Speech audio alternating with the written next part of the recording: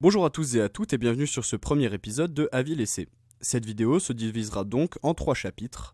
Chapitre numéro 1 où je vais présenter les personnages et l'univers dans lequel ils évoluent.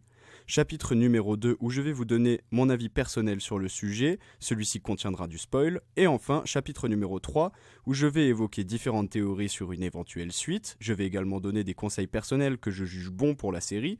Et enfin, les points forts et négatifs de la série ainsi que la note finale. Vous êtes prêts ? Bon, alors, bon visionnage. Chapitre numéro 1. Aujourd'hui, nous allons parler de la série Diablero, disponible depuis le 21 décembre 2018 sur la meilleure plateforme de streaming du monde, j'ai nommé Netflix. La série se déroule intégralement au Mexique, plus précisément dans la ville de Mexico. Mexico, Mexico. Voilà. Et nous présente 4 personnages principaux. Le premier personnage que l'on rencontre s'appelle Elvis Infante, incarné par l'acteur Horacio Garcia Rojas, qui est un sosie non officiel de Moa Lasquale. Ah non ? Et comme ça ? Ah, vous voyez vous aussi. Le second personnage est un prêtre qui s'appelle Ramiro Ventura, incarné par l'acteur Christopher Uckerman, mais plus familièrement appelé le Curton dans la série. Le respect est mort dans cette série.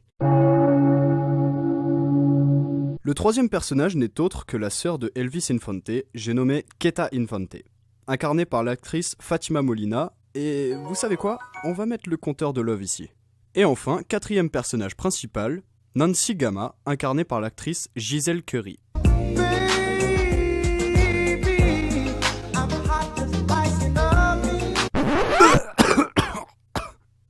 Ouais, j'ai oublié de vous dire qu'elle se faisait posséder par des démons quand elle voulait. Bon, maintenant que je vous ai présenté les personnages principaux, je vais donc passer à l'histoire. Elle commence où un démon va attaquer une femme et son enfant, Lucia, voilà, et Mariana. Le démon envoie Lucia à l'hôpital et kidnappe Mariana. Lucia était l'ex-flirt et le seul qu'avait eu le Curton avant de devenir prêtre. Le Curton va donc la voir à l'hôpital quand elle lui dévoile que Mariana est sa fille cachée avant de mourir de ses blessures. L'infirmière présente dans la pièce, à ce moment-là, n'est autre que Keta qui découvre la marque laissée par le démon sur le corps de Lucia. Elle va donc conseiller au Curton de rentrer en contact avec Elvis, son frère, qui est un diablero, un chasseur de démons. Le Curton hésite au début, mais finit par accepter, pensant que c'est le seul moyen de retrouver Mariana. La petite équipe part ensuite demander de l'aide à Nancy, une jeune femme qui a la capacité de se faire posséder par des démons quand bon lui chante. Maintenant que l'équipe est au complet, ils partent tous à la recherche de Mariana. Chapitre numéro 2. Personnellement, je trouve que la série est unique en son genre, car elle nous présente l'exorcisme, les anges et les démons d'une façon unique. J'ai également eu le temps de me familiariser avec tous les personnages, à l'exception du père de Keta et d'Elvis, qui a été apporté selon moi un peu à la hâte quand on voit que le reste de la série nous a présenté les personnages et leur histoire en douceur. La série a aussi joué au yo-yo avec mes émotions, quelques exemples de base. Keta, que je trouvais froide au début, j'ai fini par m'attacher à son personnage, de par l'histoire de Mayaken, son fils disparu il y a 8 ans. Mais aussi le personnage du Curton, que je trouvais nul à chier, et puis qui a fini par m'impressionner à certains moments et me dégoûter dans d'autres. Mais aussi le personnage de Isaac, le méchant, mais en fait pas si méchant de l'histoire, qui a de bonnes raisons d'être un enfoiré. Même la Mama Chabella, que je trouvais adorable, puis c'était une vraie saloperie, puis je la retrouvais agréable, pour au final qu'elle crève comme une merde à cause de ce qu'elle a créé. Et enfin le personnage de Nancy, qui est pour moi le personnage qui a le plus de potentiel dans cette série. Chaque moment où elle se fait posséder par ses démons sont mémorables. Je pense que la série nous réserve beaucoup de surprises avec le temps. J'ai aussi apprécié le côté mystérieux des Diablera avec une guerre qui aurait eu lieu dans le passé entre Diableros et Diablera, qui se serait conclue par la victoire des Diablera, en mettant ainsi le livre noir originel en leur possession et leur donnant plus de pouvoir que les Diableros. J'ai aussi aimé le mystère autour de la mort de la mère de Elvis et de Keta, qui était elle aussi une Diablera, et la montée en puissance de Keta qui utilise enfin ses pouvoirs de Diablera. Mais aussi la confrérie secrète de prêtres qui récupèrent des artefacts angéliques et démoniaques. Je vous rappelle que ces types sont capables de tromper la mort elle-même.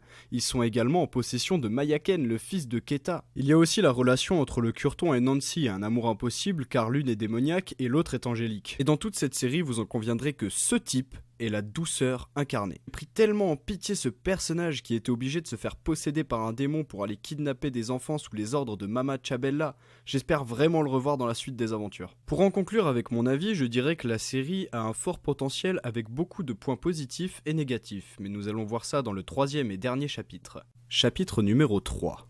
Nous allons donc commencer ce chapitre par 3 théories. Théorie numéro 1. Comme vous le savez très certainement, quand vous regardez un film ou une série, les réalisateurs font en sorte de laisser une morale à l'histoire. Et dans cette histoire, ce seraient les réseaux sociaux. Je m'explique. Au fil de la série, nous pouvons entendre Nancy dire à plusieurs reprises que ce monde est foutu et ne mérite pas d'être sauvé. Et à la fin, quand le démon de catégorie 7 se fait invoquer aux prémices de la fin du monde, donc, les personnages principaux découvrent que le monde s'affole sur les réseaux sociaux et Isaac décide de faire un selfie, avec un hashtag avant d'aller se battre contre le démon.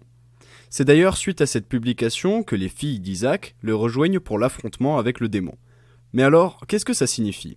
Eh bien, dans n'importe quelle situation, l'être humain aura comme premier réflexe de faire un hashtag. C'est triste quand même. Théorie numéro 2. Dans la théorie numéro 2, le père de Elvis et de Keta aurait tué leur mère pendant la guerre entre les Diableros et les Diableras. Comme on a pu le voir, quand Keta se fait manipuler par la Diablera, elle fait ressortir toutes les idées noires et les Diableras se rapprochent plus de sorcières maléfiques, contrairement aux Diableros qui protègent le monde des démons. La mère de Keta et Elvis serait donc devenue folle, et le père, ne sachant pas comment l'aider, voulant protéger leurs enfants, décide à contre-cœur de la tuer. Théorie numéro 3. La théorie numéro 3 explique l'alcoolisme et la pseudo-démence du père de Keta et Elvis. Dans la série, on nous explique que dans sa jeunesse, il a tué un démon et garde une amulette autour du cou dans laquelle est enfermé ce même démon. Et si le fait de porter cette amulette le maudirait et le rendait démon avec le temps ? Une petite théorie certes, mais qui a le mérite qu'on s'y penche. Bon, maintenant que nous avons vu ces quelques théories, nous allons pouvoir passer aux points positifs et négatifs de la série et la note finale. Point positif donc. La série est fluide et à aucun moment on ne s'ennuie. Les personnages sont attachants, même les méchants. Attention tout de même à ce que certains personnages ne deviennent pas des caricatures d'eux-mêmes. L'histoire est bien écrite et très osée. Les acteurs sont bons dans leur rôle. L'ambiance colle parfaitement avec le thème de la série. Maintenant on passe au point négatif. Certains personnages sont sous-exploités. L'effet de la fumée noire qui sort de la bouche est pas terrible. Un peu plus d'action ferait pas trop de mal. Maintenant que nous avons toutes ces informations, on peut en déduire la note finale. Attention, roulement de tambour.